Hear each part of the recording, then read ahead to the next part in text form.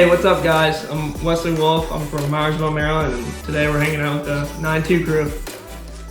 I started racing when I was young. I'm pretty sure I actually did a local MX as my first true race, and Landon Wolfe and his dad, they got me into a local hair scramble at the Dutchman, and ever since then I've just been hooked, and it's honestly in my blood. Each year I keep saying this is it, and I just keep coming back for more and more. Ride, for me, it's just honestly so much fun, and like I said before, it's in your blood. It's hard to get rid of, it's hard to quit. And I think even if something crazy happened and I quit riding or something, I'd still ride every weekend probably at my house or somewhere.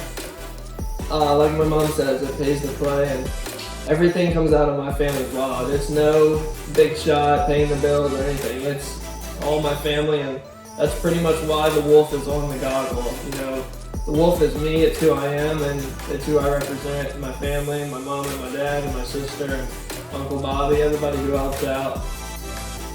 And you know, I work, when we are racing, I work 4 days a week, and they're 8, 9, 10-hour days as hard as I can work just to get through, just to make sure I'm making to each race each weekend. NINE2, honestly, is probably the best brand that's came to me. They're great people, and that's probably why I honestly chose that brand, just the people behind it. And then on top of that, their products are awesome, and from there on, we just kept moving forward.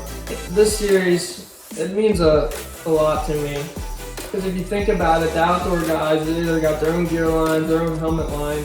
So to me, it's crazy to think that there's going to be a bunch of people wearing the goggles out there.